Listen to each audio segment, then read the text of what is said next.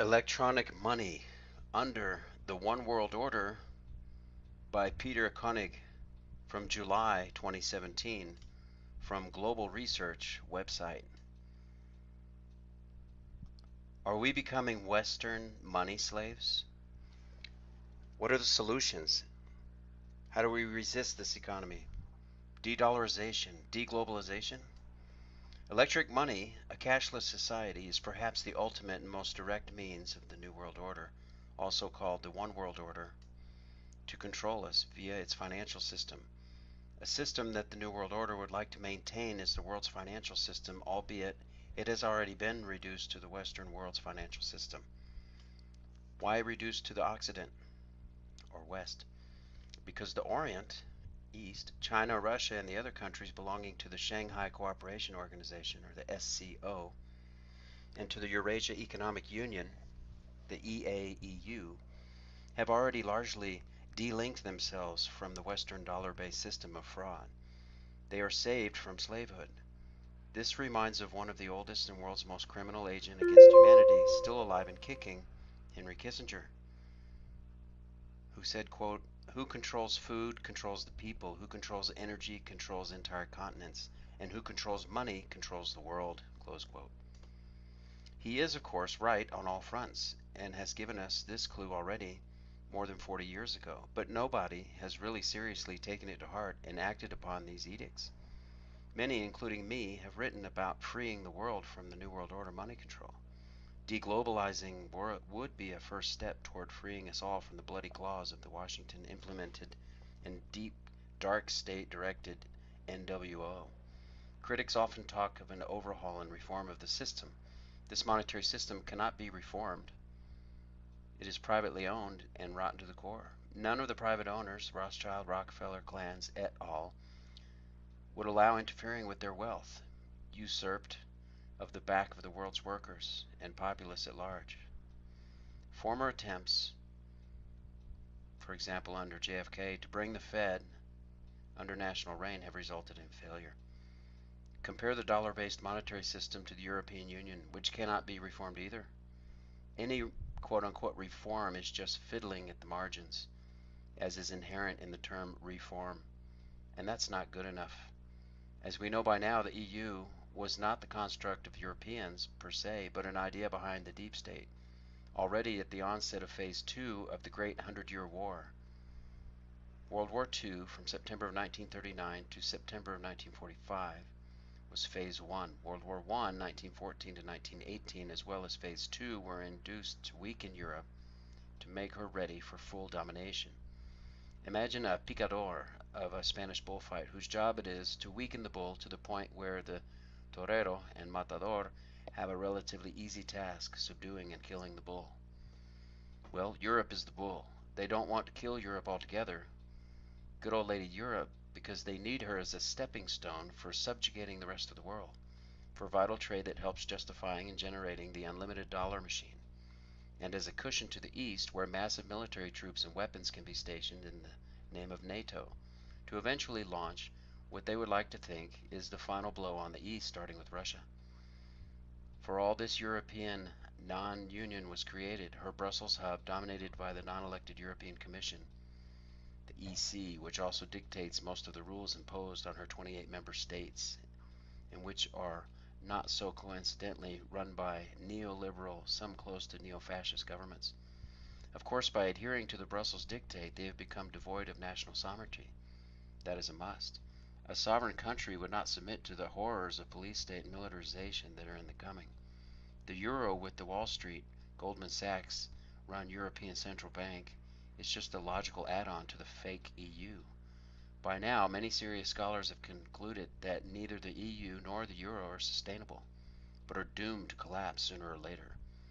The EU and the euro are a complex construct, largely manipulated and carried forward by the dark state's main secret services, CIA, NSA, Mossad, MI6, with close collaboration of Europe's national secret services. Hence, the creation of a complete political and monetary vassal, the European Union, and her currency equally fraudulent as its master currency, the US dollar. It is not by chance that today's Western U.S. dollar-based monetary system, with its center, the Federal Reserve, Fed, has been created just at the onset of Phase 1 of the 100-Year War, also known as World War I.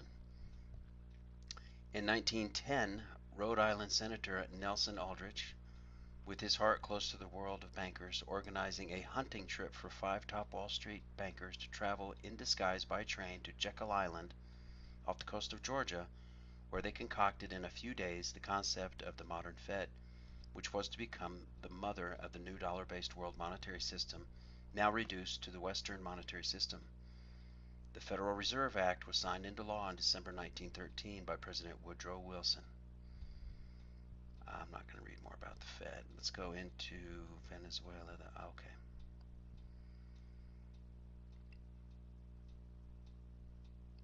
Beyond this approach, trading between regional friends, culturally similar countries, and think-alike peoples, respecting each other's comparative advantages, would be a normal next step. Trading would become again what the original meaning of the word says, an exchange of good among equals where, contrary to the current system, each trading partner is a winner. A good example, but progressing, is ALBA, the Spanish acronym for Bolivarian Alliance for the People of Our America. ALBA also means appropriately dawn in Spanish. This alliance was launched by Venezuela and Cuba, and today comprises some 11 Latin American countries, including Bolivia, Ecuador, Nicaragua, and a number of small Caribbean nations.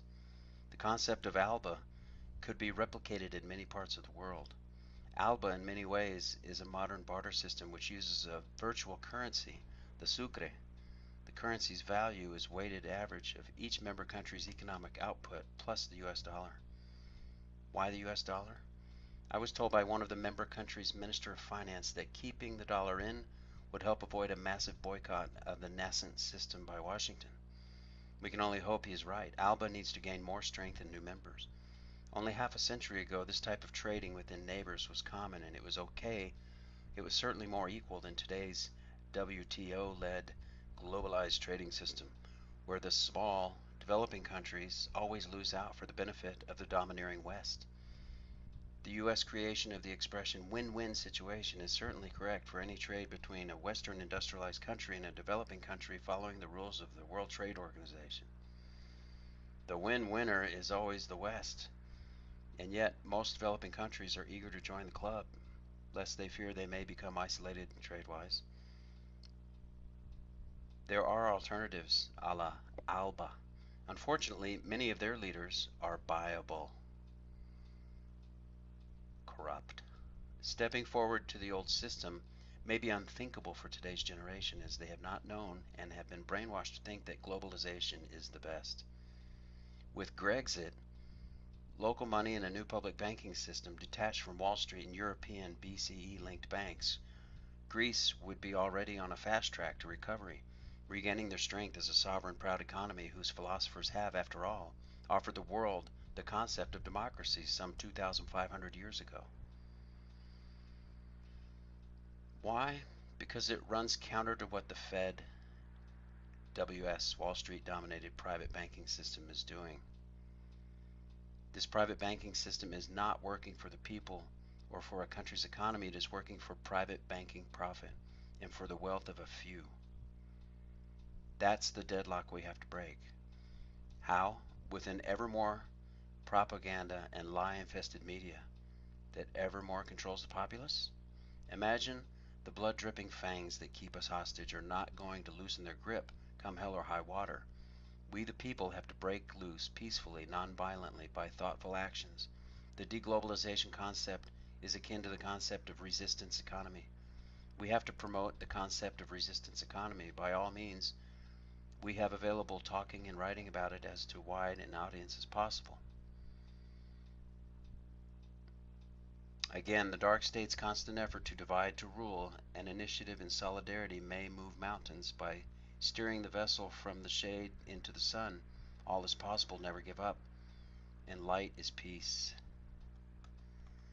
Thank you for coming to Plain Mundane Show. Please hit like and subscribe and ring the bell for notifications. I'm Alex Aquarius. Ciao.